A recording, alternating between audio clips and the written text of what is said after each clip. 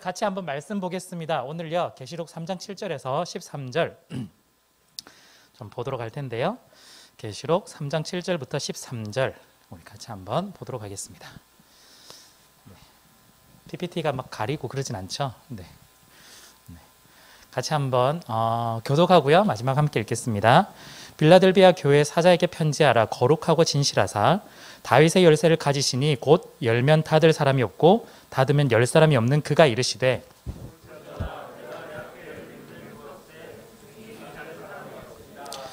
내가 내 행위를 아노니 내가 작은 능력을 가지고서도 내 말을 지키며 내 이름을 배반하지 아니하였도다. 보라 사탄의 회당 곧 자칭 유대인이라 하나 그렇지 아니하고 거짓말하는 자들 중에서 몇을 내게 주어 그들로 와서 내 발 앞에 절하게 하고 내가 너를 사랑하는 줄을 알게 하리라. 내가 나의 인내의 말씀을 지켰은즉 내가 또한 너를 지켜 시험의 따리를 면하게 하리니 이는 장차 온 세상에 임하여 땅에 거하는 자들을 시험할 때라. 내가 속히 오리니 네가 가진 것을 굳게 잡아 아무도 내 면류관을 빼앗지 못하게 하라. 이기는 자는 내 하나님의 성전의 기둥이 되게 하리니 그가 결코 다시 나가지 아니하리라. 내가 하나님의 이름과 하나님의 성 곧 하늘에서 내 아버지께로 내려오는 새 예루살렘의 이름과 나의 새 이름을 그의 위에 기록하리라. 귀 있는 자는 성령이 교회들에게 하시는 말씀을 들을지어다. 아멘. 네, 감사합니다. 오늘 그 빌라델비아 교회인데요.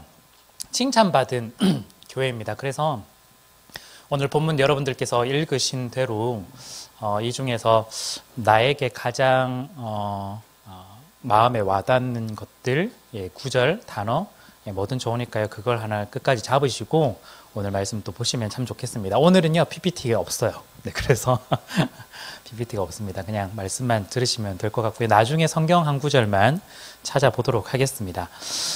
빌라델비아 있는 이 지역은요. 고원 도시였고요. 인구가 대략 한 4,000명 정도 된 도시였습니다. 이전까지 봤던 도시들 중에서는 제일 작은 사이즈 중에 하나였습니다. 나름 무역을 하기도 하고 여러 가지로 벌어먹고 살았는데 중요한 건 이 지역의 터키거든요. 지금 소아시아가 터키가 지진이 많잖아요. 그래 특히 이 지역은 더 다른 것보다 지진이 많아서 가지고 있는 것들이 대부분 많이 무너진 케이스가 엄청나게 많았다고 합니다. 여기에 있는 위치에 있는 교회가 바로 빌라델비아 교회인데요. 빌라델비아 교회에 대해서는 뭐 이렇게 소식으로 들어온 거는 따로 뭐가 없어요. 즉 한마디로 알고 있는 내용들이 우리는 거의 없다라고 보시면 될 것 같고요. 그냥 오늘 본문에 있는 내용만이 우리에게 주는 전해지는 이런 것들이다 정도 여러분들 보시면 되겠습니다. 여기 내용을 보니까 이런 내용들이 있어요. 교회가 어느 정도 조금씩 성장을 해보려고 하지만 핍박이 굉장히 많았어요. 그런데 핍박이 우리가 생각하는 안 믿는 사람들, 흔히 말하는 그런 사람들의 핍박이 아니라 이 옆에 있는 유대인들의 핍박을 심하게 했습니다. 그래서 유대인들 때문에 굉장히 어려웠던 교회가 바로 이 빌라델비아 교회였고요. 또한 역사도 짧고 규모도 뭐 크지 않고 또한 가진 것도 별로 없는 그런 교회였다라고 여러분들 보시면 되겠습니다. 자, 그런데 이 빌라델비아 교회가 그럼에도 불구하고 칭찬을 받죠. 칭찬을 받습니다. 7절을 한번 보시면 좋겠습니다. 여러분들 성경 덮지 마시고 핸드폰 끄지 마시고 또 자막이 나오긴 하겠지만 친절합니다. 감사합니다. 우리 7절 한번 보시면요. 빌라델비아 교회 사자에게 편지하라. 거룩하고 진실하사 다윗의 열쇠를 가지시니 곧 열면 닫을 사람이 없고 닫으면 열 사람이 없는 그가 이르시되. 예수님에 대한 묘사예요. 예수님이 어떤 묘사를 해놨냐면요. 다윗의 열쇠를 가지신 분 이렇게 되어 있습니다. 곧은 거기에 대한 설명이죠. 그게 어떤 거냐면 열면 닫을 사람이 없어요. 예수님이 열면 아무도 닫을 수가 없고 예수님이 닫으면 또 아무도 열 수 없는 그런 능력을 가지신 예수님, 다윗의 열쇠를 가지신 그 예수님이 빌라델비아 교회에게 편지를 하고 있습니다. 즉 이 말은요. 다윗의 열쇠를 가지고 무엇을 열까요? 쉽게 말하면 문을 열고 닫는 거죠. 근데 여기서 말하는 건요. 우리가 생각하는 그런 거예요. 천국의 문이에요. 쉽게 말하면. 천국의 문. 그 문을 예수님만이 열고 닫을 수가 있다. 잘 알고 있죠? 예수 그리스도를 통해서 우리는 구원을 받잖아요. 그래서 예수님만이 이 구원의 문을 열고 닫을 수가 있는데 그분께서 지금 빌라델비아 교회에게 이야기를 하고 있는 거예요. 그러면서 어떤 이야기를 하시냐? 8절에 볼지어다 내가 네 앞에 열린 문을 두었으되 능히 닫을 사람이 없으리라. 빌라델비아 교회에게 예수님이 어떤 이야기를 하냐면 내가 열고 닫을 수 있는 권세가 있는데 그런 능력이 있는데 너에게는 닫힌 문이 아니라 열린 문을 앞에다 두었다. 즉 너에게는 천국 문이 열려 있어. 이 얘기를 하고 있는 거야. 그래서 빌라델비아 교회 성도들은 지금 쉽게 말하면 천국에 다 가는 거야. 어떻게 이렇게 이런 일들이 일어났을까? 예수님이 이런 말씀을 하실까? 그게 오늘 첫 번째 이야기입니다. 열린 문이 왜 이들에게 허락이 되었을까? 그 이유인데요. 바로 이들이 뭘 가지고 있었냐면 작은 능력을 가지고 있었어요. 작은 능력. 제가 처음에 이 설교를 준비하다가 능력이라는 단어가 살짝 꽂혀가지고 제가 초반에 월화수에 뭘 작성을 한참 했었는데 뭘 했냐면 전혀 오늘 내용과는 관계없는 능력주의에 관련된 내용들을 한참 작성하다가 이건 담론도 너무 크고 내가 말 잘못하면 큰일 날 수도 있겠다. 그래서 다시 완전히 덮고 더 심플하게 오늘 말씀을 준비할 수가 있었는데요. 오늘 보시면 이 포인트가 작은 능력이에요. 작은 능력인데 여기서 이 작은 능력을 통해서 주님의 말씀을 열심히 지킨 것으로 인해서 열린 문, 천국에 들어가는 문이 허락이 되었다라고 하는 거예요. 자, 그런데 여기서요. 여러분들 한글 성경뿐만 아니라 영어 성경을 좀 간혹 옆에 있거나 보시면은 little power 아니면 little strength 이렇게 적혀 있어요. 저기 이게 어감에 따라 조금 다를 수도 있겠지만 여기서 말하는 건 뭐냐면요. 능력이 상대적으로 다른 사람 엄청나게 100이 있는데 한 50 정도 있다 이 뜻이 아니고 거의 없다는 뜻이에요. 사실은. 거의 없다. 능력이 있다라고는 한번 표는 내보기는 하지만 사실은 거의 없다에 조금 가깝습니다. 거의 없다. 왜 거의 없었을까? 빌라델비아 교회 방금 제가 간단하게 설명드린 그 상황을 생각해 보시면 사실은 없다라는 걸 어느 정도 추측을 해볼 수가 있어요. 교회가 규모가 큰 것도 아니에요. 사람들도 어쩌면 많이 없을 수도 있고요. 재정적으로도 그렇게 부유하지도 못했을 거예요. 이 사람들이 여기서 가지고 있는 어떤 사람들은 적어도 신앙적으로 아니면은 신분적으로도 뭔가 뛰어난 사람들이 있었다면 영향력을 발휘했을 것 같은데 어쩌면 전혀 그런 사람이 없었을 수도 있다. 그냥 조그만한 교회, 우리가 생각하는 약간 미자립 교회 같은 그런 사이즈의 교회였을 수도 있습니다. 이들이 결국에는 작은 능력밖에 없었는데 여기서 반전은 작은 능력을 가지고서도 그 말씀들을 잘 지켰다라고 이야기를 해요. 특별히 작은 능력을 가지고서도 내 말을 지켰다라는 이 뉘앙스가 보면요. 작은 능력을 내가 아까 우리가 50이라고 자꾸 생각을 하니까 이 50 가지고 뭔가 하나님의 일을 잘하지 않았을까라고 생각했는데 그게 아니라 1, 2 정도. 거의 없는 상황에서도 그럼에도 불구하고 사실은 여기 성경인 그럼에도 불구하고 좀 더 가깝거든요. 작은 능력을 가졌다. 그럼에도 불구하고 그 말씀을 지키기 위해 애를 썼다라고 사실은 칭찬을 하고 있는 거예요. 지금 빌라델비아 교회는요, 어떤 뛰어난 능력이 있어서 뭘 한 게 아니라 아무런 능력이 없지만 할 수 있는 것들이 없지만 영향력도 없지만 그럼에도 불구하고 이들이 할 수 있는 건 뭐냐면 말씀을 지키는 일이었다. 그런데 결과론적으로 보니까 예수님이 그것 가지고 엄청나게 지금 칭찬을 하고 있는 거예요. 그런 점에서 보면 예수님께서는요, 이 빌라델비아 교회가 어떤 교회인지를 잘 알고 계셨고 또 잘 이해하시는 것 같아요. 그래서 우리 8절 중간에도 보면 내가 네 행위를 알고 있다라고 이야기를 합니다. 내가 네 행위를 아노니 네가 작은 능력을 가지고서도 내 말을 잘 지켰다라고 이야기를 하는 거죠. 여기서 말하는 그 행위가 하나님의 말씀, 아무것도 없음에도 불구하고도 이 말씀을 잘 지켜 나갔다라는 것에 대해서 그 행위에 대해서 하나님이 예수님이 네 마음이 어떤지 안다. 네 행동이 어떤지 안다. 잘 이해하고 계셨다라는 거예요. 우리가 조금 더 이 마음을 조금 이해를 해보면 참 좋겠습니다. 우리 가운데서도 부모님께서 선교사 분도 계시고 또한 아버지 목회하신 분들도 계시지만 또한 우리가 선교지를 간다거나 이런 상황에서 보면은 굉장히 열악한 곳도 굉장히 많이 있거든요. 힘든 교회도 굉장히 많이 있고요. 미자립 교회도 많이 있고. 그래서 우리가 그런 자녀분들이라면 그런 경험들을 훨씬 더 많이 하셔서 누구보다 잘 아실 것 같아요. 쉽지 않은 상황이에요. 이 교회가 할 수 있는 것이 많이 없거든요. 생각보다. 능력도 없고 경제적인 면도 없고 사람도 없고 쉽지 않은 그 순간에서 우리는 어떻게 할까? 여러분들 만약에 우리 공동체, 청년 이부 공동체가 오늘은 왜 이렇게 많이 왔죠? 네. 네. 약간 지금 코로나 막 7,000명, 예, 지금 한 50명씩 줄어들더라고요, 약간. 예. 예, 7,000명, 6,000명인데, 오히려 좀 더 안 오지 않을까 이 생각했는데, 예, 확실히 제 생각과는 확실히 반대로 돌아가는 청년부예요, 우리는. 네. 그래서 하여튼 많이 오셨는데, 만약에 우리 공동체가 지금 이 인원에서 쭉쭉쭉쭉쭉 계속 줄어든다. 그럼 여러분들 심리적으로 어떤 느낌이 들 것 같아요? 결국에는 우리는 안 되나 보다. 아마 누가 시키지 않아도 그런 마음이 조금씩 들 수 있을 거거든요. 우리는 할 수 있는 게 없어. 우리가 해봐야 다들 뭐 못할 거고, 나도 하기 싫고, 안 될 거야. 계속해서 아마 이런 마음이 들 거예요. 이게 모든 공동체, 조직이 다 가지고 있는 특징이거든요. 인원이 줄고 눈에 줄어드는 것들이 보일 때 할 수 있는 것이 없다고 생각해요. 그런데 여기 빌라델비아 교회는 어쩌면 그런 생각했을 수도 있습니다. 그럼에도 불구하고 자기들이 가지고 있는 것 중에서 할 수 있는 것 한 가지가 뭐냐면 단지 말씀을 지키는 거. 그냥 그것만 해왔다라는 거예요. 아무것도 할 수 없어요. 뭐 현대 사회에서 교회가 좀 잘 되기 위해서 우리 교회 이렇게 잘하고 있습니다. 광고? 그것도 돈이에요. 쉽지 않아요. 네. 뭐 간판을 거는 것, 밖에 이야기를 하는 것, 플랜카드 현수막 거는 거, 뭐 전단지를 나눠주는 그것도 돈이잖아요. 우리가 뭐 전도를 이렇게 하고 한다고 하지만 그것도 사람이 필요한 거고요. 쉬운 문제는 아니거든요.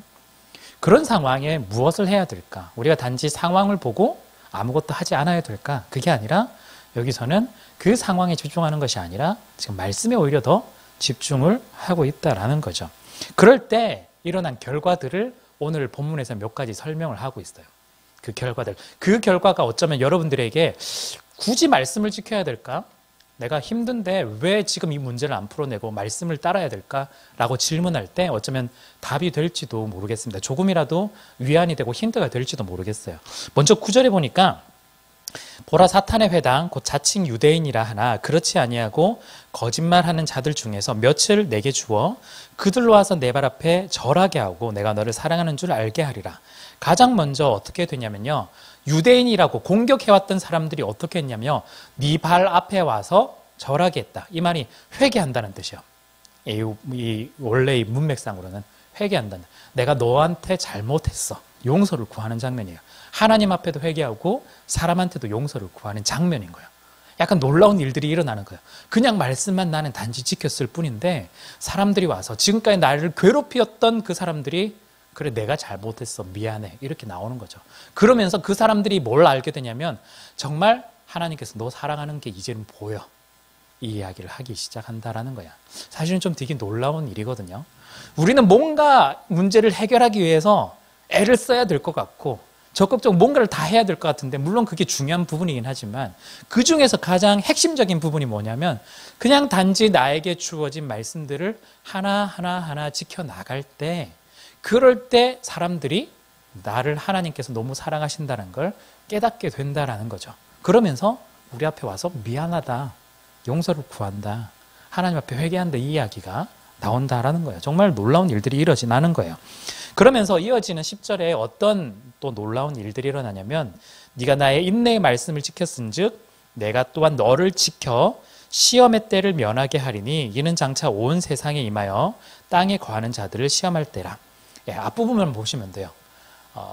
내가 또한 너를 지켜 하나님께서 우리를 지켜주신다라고 약속을 하십니다. 그러면서 어떻게 하냐면 시험의 때를 면하게 한다. 여기는 두 가지가 있는데요. 하나는 시험 자체를 당하지 않도록 하나님께서 인도해 주시겠다. 그리고 또 한 가지는 그럼에도 불구하고 시험을 당한다면 당할 때 끝까지 잘 견디고 이겨낼 수 있도록 함께 하겠다. 이 의미가 여기에 좀 담겨 있습니다. 어떻게 했을 때요? 말씀 지켰을 때. 좀 너무 단순하죠. 신앙은요, 여러분 너무 복잡하게 생각 안 하셔도 돼요. 네, 진짜 그렇습니다. 우리는 뭔가 하나님으로부터 사랑을 받고 뭔가 엄청난 것들을 받으려면 나도 동일하게 하나님께 동일한 엄청난 것들을 해드려야지만 가능하지 않을까? 그거는 정말 우리를 속이는 그런 사상이나 그런 생각들이에요. 절대 그렇지 않아요. 우리는 단지 하나님 사랑하고 그 말씀을 그냥 잘 지켜나갈 때 정말 하나님께서는 우리 누구보다도 사랑해 주시고 지켜주시고 보호해 주시고 인도해 주신다라는 거예요. 우리가 너무 거기에 대해서 걱정 안 하셨으면 좋겠습니다. 제가 여러분들보다는 제가 사실은 누누이 이야기하지만 여러분들보다는 세상살이를 나이만 먹었지 사실은 좀 덜 힘들게 살아온 사람이라고 볼 수 있지만 정말 세상살이 여러분들 하는 삶 그 순간순간마다 여러분들이 하나님이 나를 사랑해 주신다, 또한 지켜주신다, 붙잡아 주신다라는 걸 믿음으로 고백하면서 한 걸음 한 걸음 나아가신다면요, 여러분들 충분히 이 경험들을 해 나가실 거예요. 네, 너무 걱정하지 않으셔도 됩니다. 자, 이어지는 12절 한번 보실까요? 11절, 내가 속히 오리니 내가 가진 것을 굳게 잡아 아무도 내 면류관을 빼앗지 못하게 하라. 또 예수님이 약속하신 게 뭐냐면 내가 속히 오겠다라고 약속을 합니다. 이거 속히 온다, 이 말은 계시록에서 보면 보통 재림할 때 이 단어를 쓰지 않을까라고 생각하는데 예수님은요, 지금도 우리와 함께 계시고 우리 가운데 임재하고 계십니다. 그리스도의 영으로. 흔히 말해서 우리가 성찬식을 하면요, 이게 무슨 의미가 있지? 약간 이렇게 얘기할 수도 있는데 우리가 떡과 포도주를 마실 때 우리는 이렇게 고백해요. 예수님, 그리스도의 영이 우리 가운데 함께 하신다. 이걸 보통 이제 좀 있어 보이는 단어로 영적 임재설 이렇게 이야기를 하는데요. 우리 가운데 함께 하셔서 우리가 그리스도의 그 사랑과 은혜들, 십자가의 고통과 더불어서 부활, 모든 것들을 다 누릴 수 있도록 우리 가운데 은혜를 베풀어 주신다라거든요. 그래서 예수님 나중에 오시겠지 이게 아니라 지금도 우리를 위해서 기도하시고 지금도 우리와 함께 하신다라는 걸 여러분들이 기억을 하셨으면 좋겠습니다. 언제? 말씀을 지킬 때. 좀 이상하죠. 그런데 이게 우리 가운데 주어진 이야기예요. 말씀을 지킬 때 우리 가운데 속히 오실 거다. 그리고 마지막 12절, 이기는 자는 하나님의 성전의 기둥이 되게 하리니 그가 결코 다시 나가지 아니하리라. 내가 하나님의 이름과 하나님의 성 곧 하늘에서 내 하나님께로부터 내려오는 새 예루살렘의 이름과 나의 새 이름을 그의 위에 기록하리라. 여기 두 가지인데요. 기둥이 되게 하겠다. 이 건물을 세울 때 가장 중요한 것이 기둥이라고 우리는 잘 알 수 있잖아요. 기둥이 되게 하겠다. 특히 하나님 나라, 하나님 성전의 기둥. 그러면서 그가 결코 다시 나가지 아니하리라. 이게 무슨 말이냐면요, 생각해 보시면 지진이 났어요. 그러면 우리가 이제 지진 대피 훈련을 혹시 받아보신지는 모르겠지만 아주 약하게 날 때는 기본적으로 책상이나 우리를 가로막을 수 있는 그곳으로 들어가라고 얘기하잖아요. 근데 좀 심하다 느껴지면 어떻게 될까요? 무조건 건물 밖으로 나가게 되잖아요. 그 당시 사람들 생각해 보시면 다 엄청난 돌로 만들어진 그런 집들인데 지진이 나게 되면 그 아래에 숨어 있으면 다 돌이 내려앉아서 다 죽게 되는 거예요. 그럼 어떻게 될까요? 무조건 지진 날 때 다 도망쳐야 되는 거예요, 집 밖으로. 그런데 예수님께서 약속하신 게 뭐냐면 넌 이제 내 하나님 나라의 성전의 기둥이야. 그래서 절대 흔들리거나 넘어지지 않아, 무너지지 않아. 그래서 결코 밖으로 나가 도망갈 필요가 없어 라고 그 이야기를 사실은 이야기를 해주는 거예요. 그래서 우리가 말씀을 굳이 지키는 사람들, 따라 지키는 사람들이 될 때 예수님께서 우리 보고 성전의 기둥이 되어서 흔들림 없는, 무너지지 않는 그런 자들이 될 거다. 이제는 결코 도망할 필요가 없어 라고 약속을 해주십니다. 더불어서 그 기둥에 뭘 하냐면 하나님 자기 이름을 새겨놓는 거예요. 하나님 자기 이름을 새겨놓는, 약간 유치하죠. 우리가 약간 낙서하듯이 이렇게 표시를 해놓는 건데요. 우리가 문화재 같은 데 보면은 옛날부터 낙서 되게 많이 해왔거든요. 우리도 예전엔 인식이 좀 없었을 때 문화재에다가 자기 이름 막 집어넣고 막 이렇게 했었는데, 제가 프랑스에 파리 갔을 때 한번 여행하다가 이제 세느 강변을 이렇게 걷게 됐거든요. 우와, 최악이에요. 어떤 거냐면 가보신 분은 알겠지만 그 강변에 있는 나무 모든 걸 다 홈을 다 파놨어요. 다 낙서처럼 이렇게. 어마어마해요. 어떻게든 사람은 자기를 표시해보고 싶거든. 흔적을 남겨보고 싶거든. 어마어마하게 표시를 해놨어요. 나중에 코로나가 좀 괜찮아지시면 제가 거짓말을 했는지 진짜인지 한번 가서 확인해 보시면 좋겠습니다. 하나님도 마찬가지예요. 하나님이요, 너에게 얘기할 때 너 하나님의 기둥이야. 에이, 어떻게 알아요? 사람들이 그렇게 얘기한다면 하나님이 그럼 내가 보증으로 너에게 나의 흔적을 새겨놓을게. 너 내 거야 라고 막 표시해 놓는 거예요. 이게 보증이란 뜻이거든요. 기둥에 한 번 된 기둥은 절대로 흔들리지 않고 절대 바뀌지도 않고 우리가 기둥된 자리에서 빠지는 일도 없다라는 약속을 분명하게 하고 있습니다. 언제? 우리가 그 말씀을 따라 지킬 때 그 약속들을 우리 가운데 해주신다라는 거죠. 그래서 여러분들께서 오늘 이 말씀을 보다가 말씀대로 지키는 게 어떤 나에게 유익이 될까? 몇 가지 예수 그리스도께서 약속하신 것들이 있거든요. 그것이 나에게 정말 유익이 되는지를 한번 점검해 보시면서 나에게 이런 유익들을 주셨으면 좋겠습니다 라고 여러분들도 강구해 보셨으면 좋겠습니다. 하나님, 저 지켜주세요. 저 보호해 주시고 저 시험 면할 수 있도록 도와주세요. 그리고 지금 당장 오셔서 저와 함께 해주세요. 그리고 제가 흔들리지 않는 기둥이 될 수 있도록 인도해 주세요. 간구를 해보는 거죠. 그렇게 우리가 간구하며 나가면 되는 겁니다. 그래서 중요한 건 오늘 말씀이 말하고 있는 건요. 이 빌라델비아 교회가 작은 능력이었지만 그 능력이 사실은 뭐였냐면 말씀을 지키는 능력이었다라는 거예요. 약간 교회만 오면 기승전 말씀, 기승전 기도 되는 것 같지만 이건 사실은 너무 중요하거든요. 그런데 우리가 여기서 다시 한번 생각해야 될 게 뭐냐면 말씀을 지킨다라고 했을 때 어떤 말씀을 지켜야 될까? 성경에 나오는 거 그대로 우리는 따라하겠지만 우리는 말씀을 지킨다고 하면 어떻게 항상 적용을 하냐면요. 그래 말씀을 지켜야지 하면 내일부터 큐티해야지, 내일부터 성경 읽어야지, 내일부터 기도해야지. 자꾸 이렇게 나오는 거예요. 맞아요. 하면 좋은데 그 말씀 속에 있는 내용을 우리가 좀 봐야 된다라는 거예요. 그건 보지 않고 계속 큐티해야지, 말씀 읽어야지, 성경 읽어야지, 기도해야지. 오늘도 점심 때 이제 한 친구를 만났는데 모두가 다 그런 고민을 하는데 또 그런 케이스인 거예요. 하면 할수록 약간 더 힘들어지고 어려워지고 결국에는 그 내용 속에서 하나님과의 관계에 더 집중한 게 아니라 하고 있는 그 행위에 우리가 자꾸 집중하다 보니까 오늘 큐티를 했어? 안 했어? 말씀 읽었어? 안 읽었어? 기도했어? 안 했어로 자꾸 우리가 귀결이 되고 있는 거죠. 그걸 하나님께서 원하시는 건 아니거든요. 정작 원하시는 건 그 안에서 하나님을 향해 기쁘게 내가 뭘 하고 실제로 살아가느냐, 어떤 생각을 하고 어떤 말을 하고 살아가느냐예요. 우리에게 들려주실 때 우리가 너무 어렵지 않게 그래서 큰 계명을 들려주신 거거든요. 예, 계명을 들려주셨어요. 하나님을 사랑하고 이웃을 사랑하는 거. 이게 성경의 이야기예요.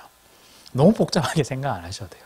신앙 너무 어렵게 생각 안 하셔도 돼요. 하나님 정말 여러분들 사랑하시면 돼요. 예, 여러분들 방식대로 여러분들 스타일대로 하시면 돼요. 그리고 하나님만 사랑하는 것이 아니라 이웃도 같이 사랑하는 거죠. 이웃이라고 했을 때 내가 모르는 사람 자꾸 생각하지 마시고 내가 가장 좋아하는 친구, 내가 사랑하는 가족, 내가 정말 옆에 있는 정말 그 사람들부터 계속해서 천천히 사랑해 나가면서 과정들을 이어나갈 때 사실은 그게 하나님의 말씀을 지키는 거다. 너무 어렵게 생각하지 않으셔도 됩니다. 자, 우리가요 작은 능력 생각하면 우리는 할 수 있는 게 없습니다. 자꾸 부정적으로 생각하기 마련인데 절대 그렇지 않다라는 거. 그리고 특별히 능력이라고 이야기했을 때 자꾸 우리는 일상생활에서 세상에서 말하는 그 능력과 동일화시켜서 나는 능력이 없다. 혹은 반대로 나는 능력이 너무 많다. 이 교만화시키는 경우도 되게 많거든요. 근데 그렇지 않다라는 거. 성경이 말하는 능력은 그 능력이 아니다. 하나님의 말씀을 지키는 능력이다. 그리고 그것을 통해서 하나님께서 사용하신다라는 걸 여러분들이 꼭 기억하셨으면 좋겠습니다. 그래서 마지막으로 성경 구절을 하나 좀 찾아볼 텐데요. 여러분들 좀 잘 아실 수도 있어요. 고린도전서 1장 우리 한번 좀 찾아보도록 하겠습니다. 고린도전서 신약 263페이지쯤 됩니다. 고린도전서 1장 신약 263페이지쯤 됩니다. 네. 혹시 찾으셨으면요 한번 보실게요. 우리 먼저 18절부터 25절까지 18절부터 25절까지인데 조용히 찾아봐. 천천히. 우리 조용히 찾을 때까지 잠깐만 기다려 주십시오. 두 번을 나눠서 읽을 건데요. 먼저 18절부터 25절까지를 볼 텐데 교독하지 말고요. 우리 좀 교독하니까 자꾸 헷갈리더라고요. 그래서 같이 한번 읽어보는 걸로 해요. 18절부터 25절까지 한번 천천히 한번 읽어보겠습니다. 시작. 십자가의 도가 멸망하는 자들에게는 미련한 것이요 구원을 받는 우리에게는 하나님의 능력이라. 기록된 바 내가 지혜 있는 자들의 지혜를 멸하고 총명한 자들의 총명을 패하리라 하였으니 지혜 있는 자가 어디 있느냐 선비가 어디 있느냐 이 세대의 변론가가 어디 있느냐 하나님께서 이 세상의 지혜를 미련하게 하신 것이 아니냐 하나님의 지혜에 있어서는 이 세상이 자기 지혜로 하나님을 알지 못하므로 하나님께서 전도에 미련한 것으로 믿는 자들을 구원하시기를 기뻐하셨도다. 유대인은 표적을 구하고 헬라인은 지혜를 찾으나 우리는 십자가에 못 박힌 그리스도를 전하니 유대인에게는 꺼리끼는 것이요 이방인에게는 미련한 것이로되 오직 부르심을 받은 자들에게는 유대인이나 헬라인이나 그리스도는 하나님의 능력이요 하나님의 지혜니라. 하나님의 어리석음이 사람보다 지혜롭고 하나님의 약하심이 사람보다 강하니라. 아멘. 자, 우리 21절에 보시면요. 다시 한번 보시면 하나님의 지혜에 있어서는 이 세상이 자기 지혜로 하나님을 알지 못하므로 하나님께서 전도에 미련한 것으로 믿는 자들을 구원하시기를 기뻐하셨도다. 이렇게 되어 있어요. 즉 우리가 전도를 흔히 말할 때 되게 미련해 보이는, 세상이 말하는 미련해 보이는 지혜가 없는, 지식이 없는, 아무것도 없는 그런 상황인데 하나님께서는 그걸 사용하셔서 세상 사람들을 구원해 내신다라는 거예요. 네. 작은 능력밖에 없음에도 불구하고 그걸 사용하셔서 하나님께서 은혜를 베푸시는 거죠. 오늘 우리 본문에도 그런 이야기가 나오잖아요. 빌라델비아 교회가 작은 능력밖에 없었지만 하나님의 말씀에 따라 그대로 살아가고 나아갈 때 자기들을 비방했던 유대인들이 어떻게 했죠? 우리가 잘못했어. 미안해, 용서해줘 하면서 거기에 무릎 꿇고 정말 하나님께서 널 사랑하신다는 걸 이제는 알게 됐어 라고 고백하며 나오게 되는 장면이 있잖아요. 그거랑 똑같아요. 우리는 가진 것이 없지만, 우리는 가진 능력이 없지만 하나님께서 우리를 사용하시면 하나님께서 우리를 통해서 믿지 않는 사람들을 또한 구원해 내신다라는 거예요. 그래서 여러분들께서 어떻게 나는 능력이 없는데 그냥 이렇게 어떻게 하면 잘 살아갈 수 있을까? 그냥 말씀에 따라서 하나님을 사랑하고 이웃 사랑할 때 우리를 통해서 하나님께서 이 일들을 해 나가신다는 걸 여러분들 기억하시면 참 좋겠습니다. 우리는 부족하지만, 우리는 연약하지만 또한 우리를 사용하시는 것이 하나님의 뜻이거든요. 우리 이어지는 나머지 구절 한번 볼게요. 26절부터 31절까지 한번 더 보도록 하겠습니다. 같이 한번 읽겠습니다. 시작.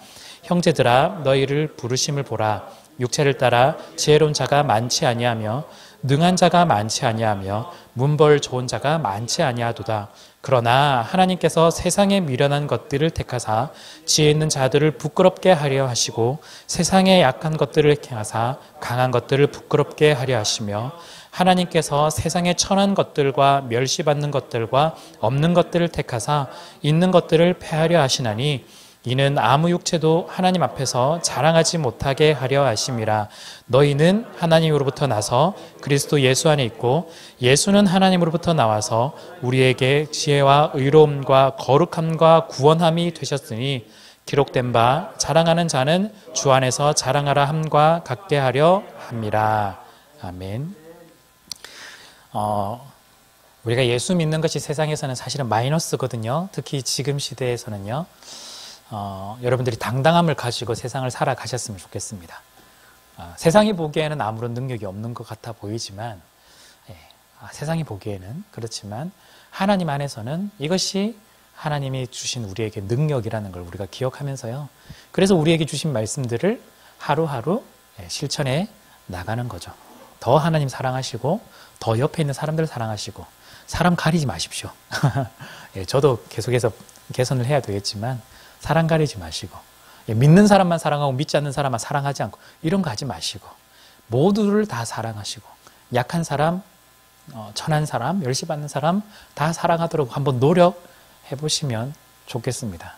우리가요 여기 앉아 있는 게 뭐가 똑똑해서 뛰어나서 앉은 그런 거 아니거든요. 네, 아니거든요. 저만 봐도 알 수 있잖아요. 저 어리버리하고 막 맨날 버벅버벅대고 막 이런데도 불구하고 여러분들이 잘 참아주셔가지고 여기까지 왔잖아요. 네. 그런 것처럼 여러분들이 또 다른 사람들을 인내해 주시고 사랑해 주시고 그런 과정 속에서 그들이 예수 그리스도 앞에 분명히 설 수 있는 은혜가 될 겁니다. 빌라델비아 교회는요. 어쩌면 그 뒤 이야기는 한번 그냥 상상해보고 추측해보지만 아마도 예수님께서 이렇게 칭찬하셨다면 여전히 규모는 작고 여전히 영향력은 좀 작아 보일지라도 예수님이 너무나 좋아했던 그런 교회가 되지 않았을까. 왜냐하면 여전히 그 말씀에 따라서 꾸준히 한 걸음 한 걸음 나아갔기 때문인 거죠. 그래서 우리도 함께 이 길들을 좀 걸어 나갔으면 좋겠습니다. 내가 어떤 능력을 더 많이 가져야지 세상은 그걸 원하잖아요. 그 세상 스펙을 원하고 우리의 능력을 원하는 그런 시대 속에서 세상이 말하는 그 능력의 개념이 아니라 하나님이 우리에게 주신 그 능력의 개념을 가지고 세상을 향해 나아갔으면 좋겠습니다. 제가 우리 계시록 몇 개 교회들 우리가 살펴보면서 들었지만 세상에 있는 것들을 우리 가운데 적용시키는 것이 아니라 우리를 통해서 세상을 바꾸어 나가는, 예전에 그런 얘기 말씀드렸잖아요. 세상이 어떤 상황인지 온도계로서 그냥 보여주는 존재가 아니라 세상까지 바꾸어 나가는 온도 조절기와 같은 존재처럼 우리가 지금도 말씀에 따라 살아가면 그것이 가능하다라는 걸 우리가 믿음으로 고백하며 확신하며 같이 걸어 나갔으면 좋겠습니다. 여러분들 혼자면 좀 힘들 수도 있거든요. 같이 한번 했으면 좋겠고요. 또한 저도 함께 도왔으면 좋겠고, 우리가 손잡고 함께 이 길들을 넉넉하게 연대해 나가면서 걸어 나갔으면 좋겠습니다.